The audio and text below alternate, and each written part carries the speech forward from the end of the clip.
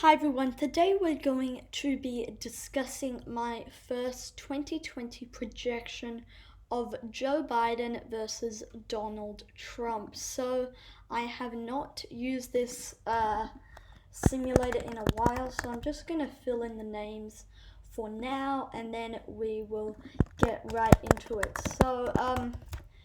At this point, it seems that the COVID-19 epidemic is helping the incumbent president. His approval ratings are going up. His handling of the crisis approvals are also going up.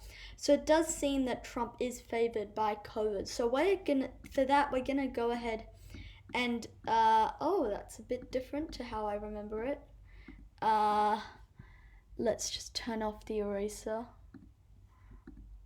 Okay, so I'm not sure.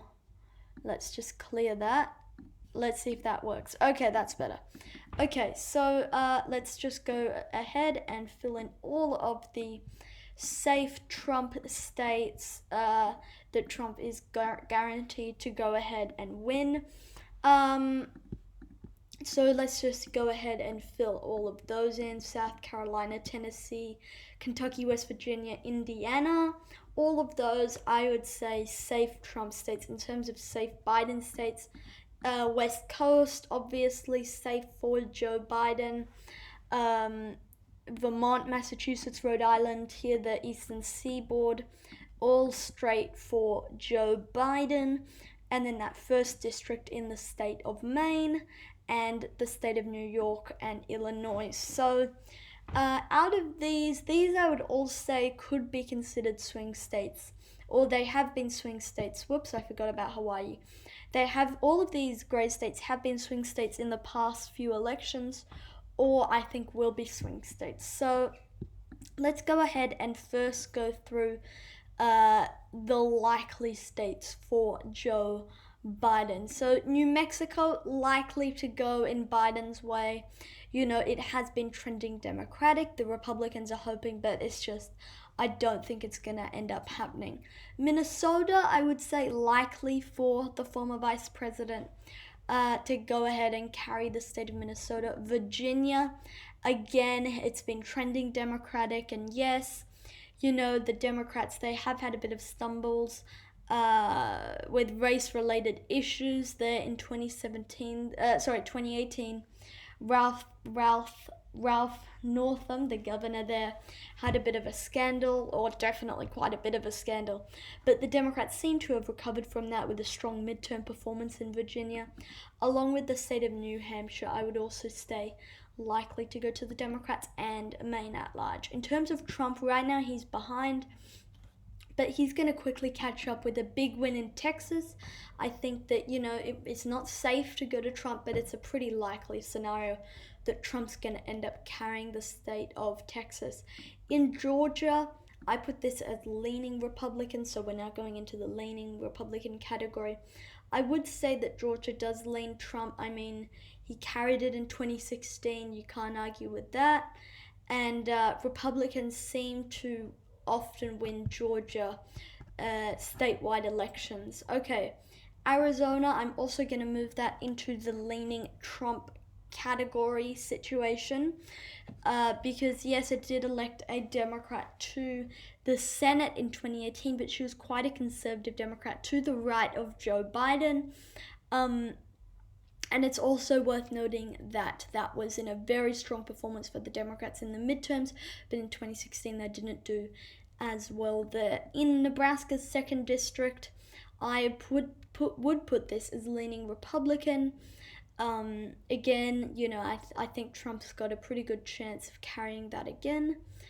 In the state of Ohio, I also would put this, I could even see an argument to put it in likely Republican, which means the victory is between 5 to 15 points.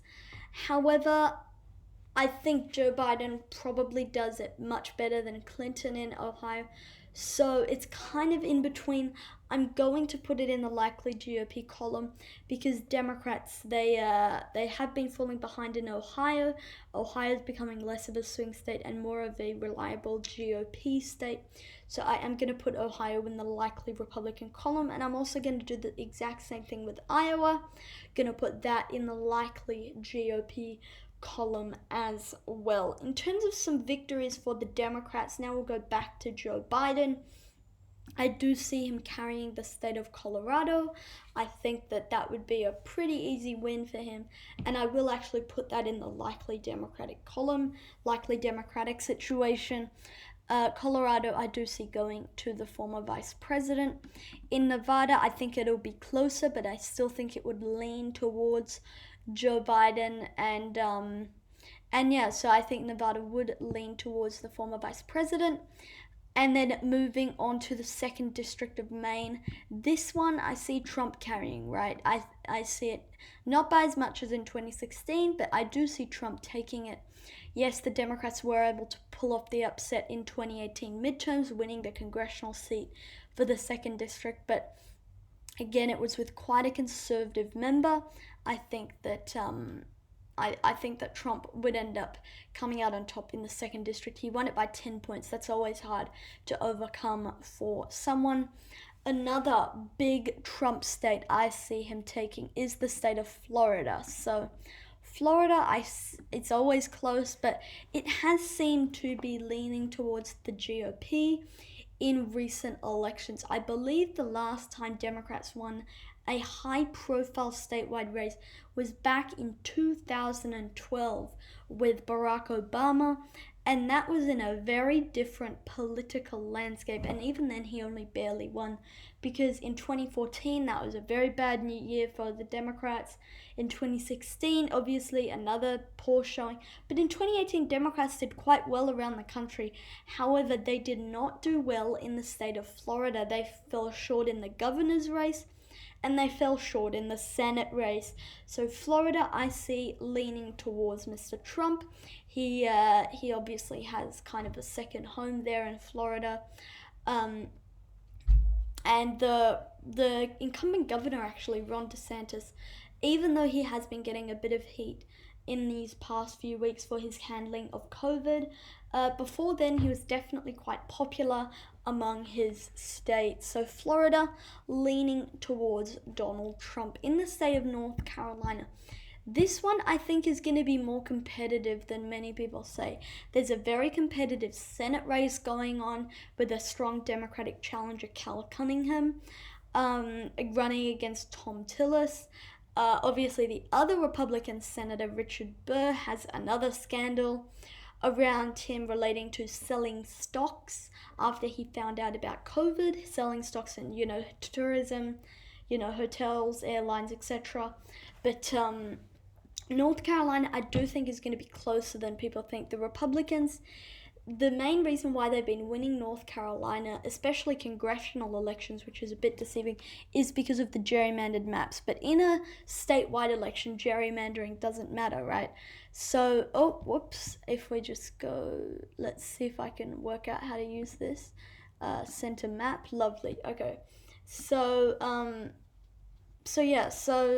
North Carolina, I think it's going to be closer than people say, but at the end of the day, I do think it will end up in the Trump category. Moving back through to the former, Trump only won this by like a few points in 2016. It was quite close. And Barack Obama won it in 2008. He traded it off to Romney in 2012. I think North Carolina's one to look for. I think it's going to be closer than some people are saying. I think it's going to be closer than Florida, actually, in North Carolina. So, Joe Biden, I see him winning his birthplace of Pennsylvania, but only by the tiniest of margins, right? I see him narrowly carrying the state of Pennsylvania. Right, so I do see him taking his birthplace of Pennsylvania. There's a new Democratic governor in Michigan. She seems to be quite popular. I do see Joe Biden carrying that one as well. So let me go through the reasoning for both of those because they're both quite important. Then we'll get on to Wisconsin. And, I'll get to Wisconsin when I get to Wisconsin. But Pennsylvania and Michigan, they were both razor thin in 2016. It's anyone's game, Michigan and Pennsylvania. But at this point, I gotta give the edge to the former vice president. Now, COVID, it has been going in Trump's direction most recently. Wisconsin, he won by the furthest, so I'll get onto Wisconsin in a second. But Michigan and Pennsylvania, he won Michigan by the least, and Pennsylvania also by a very small margin. Michigan, I just think there's enough Trump voters there to get Biden over the line. He's been leading Trump in the polls in Michigan. That doesn't really mean that much this far out. And Pennsylvania, obviously Biden's birthplace. I think, it's definitely not safe Democratic, but I do think it tilts Democratic because there's just, I do think that Trump's handling of COVID, at least the American people think it has been positive. So I do think that the electoral map is kind of more favoring to Trump now. But Pennsylvania and Michigan, I see tilting towards Joe Biden, but just barely tilting towards Joe Biden. Now, Wisconsin. So Wisconsin voted for Trump by the most margin in 2016, but again, it was still very close. If you asked me 2 weeks ago, I would have said Wisconsin leans toward Biden. But because of Trump's handling of COVID, I think that now you could make a better case for Trump narrowly picking up Wisconsin than Biden narrowly picking up Wisconsin. Another thing that weakens Biden and helps Trump, Sanders deciding to stay in the race seemingly, I do think doesn't do any wonders for Joe Biden. But Wisconsin voted for Trump by the most margin in 2016 out of the three key, Pennsylvania, Michigan, and Wisconsin. I do think Trump's going to narrowly shave it off, but I think Biden can't make the same mistake that Clinton did by not even campaigning in Wisconsin.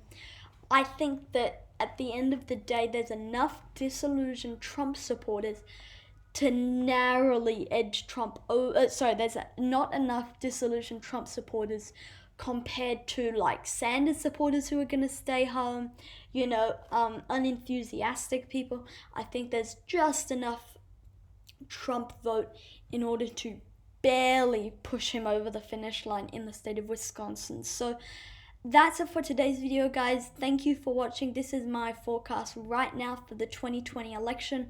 Donald Trump with 270 electoral votes. Joe Biden with 268. Again, razor thin in these 3 states. It could go either way. I think, honestly, Sanders would have been a stronger candidate than Biden against Trump. But yeah, that's it for today's video, guys. Thank you so much for watching, and I'll see you all in the next one. Good night.